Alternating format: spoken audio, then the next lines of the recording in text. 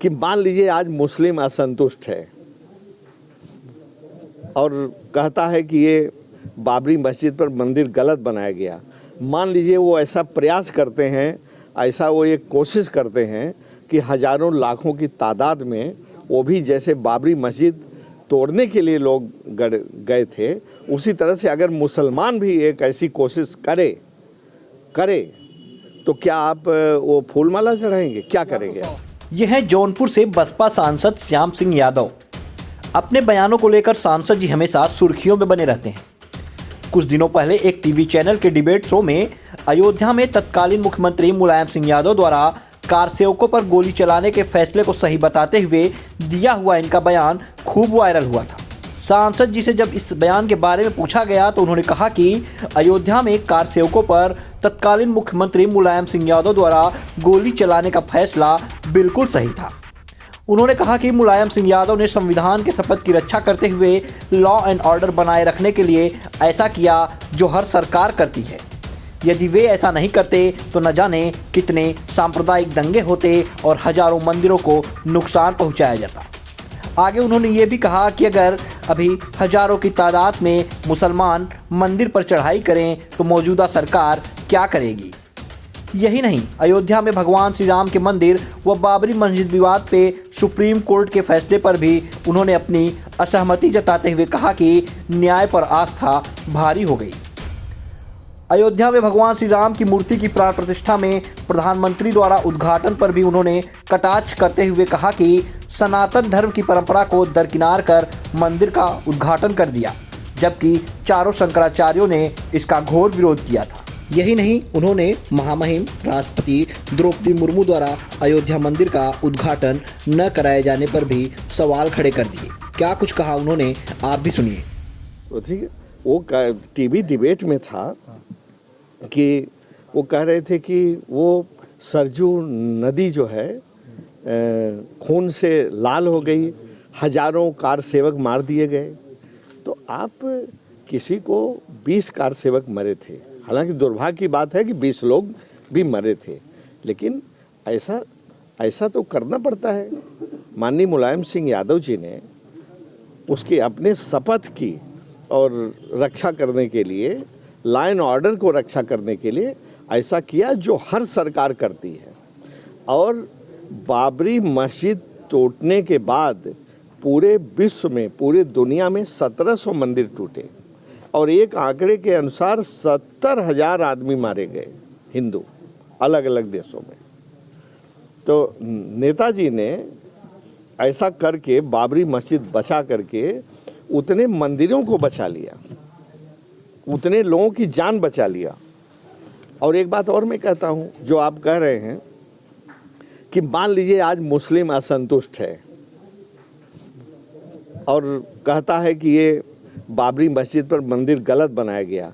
मान लीजिए वो ऐसा प्रयास करते हैं, ऐसा वो एक कोशिश करते हैं कि हजारों लाखों की तादाद में वो भी जैसे बाबरी मस्जिद तोड़ने के लिए लोग गए थे, उसी तरह से अगर मुसलमान भी एक ऐसी कोशिश करे तो क्या आप वो फूलमाला चढ़ाएंगे, क्या करेंगे? सौहार्द बिगाड़ने की बात करें? नहीं, कोई सौहार्द बिगाड़ने की बात नहीं है। ये तो हमारा ये सवाल है क्या हम सक्षम है? सौहार्द बिगाड़ने की बात है, FIR करिए। नहीं, मान लीजिए कि आज मुसलमान करता है, ठीक है, तो आप क्या करेंगे उसको? आप गोली नहीं चलाएंगे। कोर्ट पर भी कहा है कि कोर्ट का फैसला बहुत निराशाजनक है।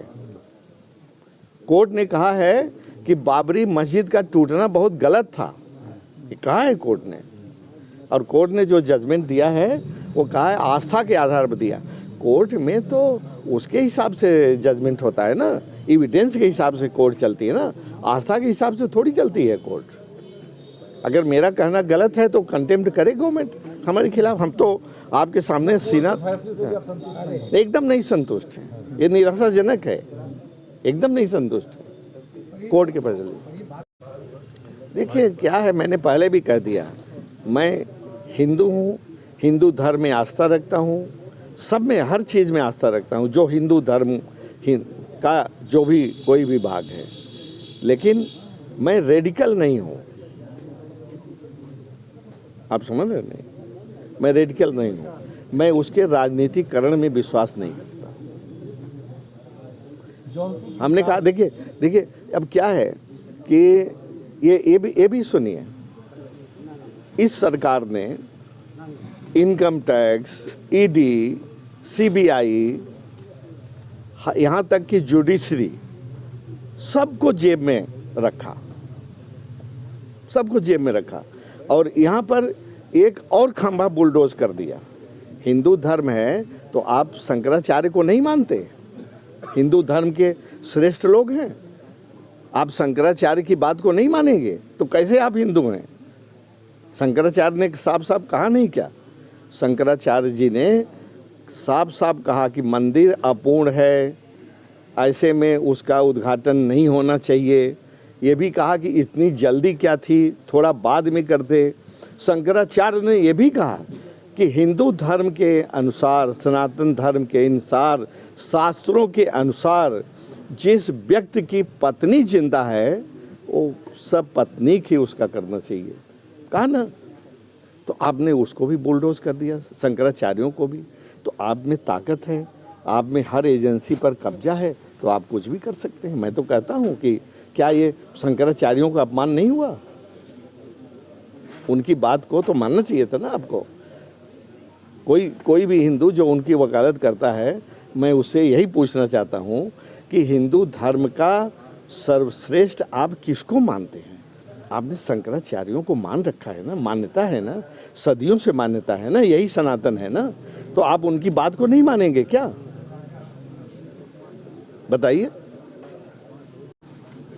ये अगर रामलला को ला भी रहे हैं, चलिए रामलला कहीं गायब हो गए थे और फिर उनको ला रहे हैं, तो इसका उद्घाटन क्या शंकराचार्य जी को नहीं करना चाहिए था क्या?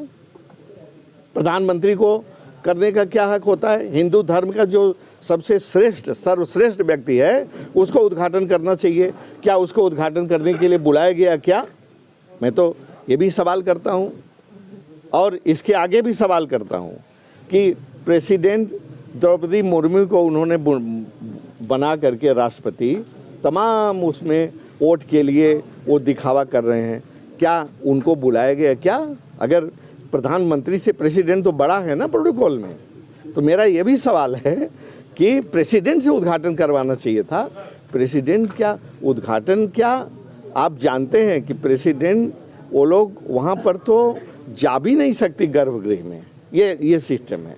और ये बड़ी विडंबना है, बड़ा दुर्भाग्य है देश का कि जो संविधान से चलाने वाले लोग एक तरफ संविधान की दुहाई देते हैं, दूसरी तरफ संविधान की धज्जियां उड़ाते हैं। क्यों नहीं प्रेसिडेंट मुर्मू को वहां बुलाया? और पूछिए। निमंत्रण गया था। अरे छोड़िए, निमंत्रण गया था, क्या होता है? निमंत्रण तो अडवाणी को भी गया था, निमंत्रण तो उनको भी, मुरली मनोहर जोशी को भी गया था, लेकिन वो कह दिया गया था कि वो जो बहुत भीड़ है और वो अच्छा है, वहाँ नहीं आवे तो अच्छा है। लेकिन वो तो ठीक है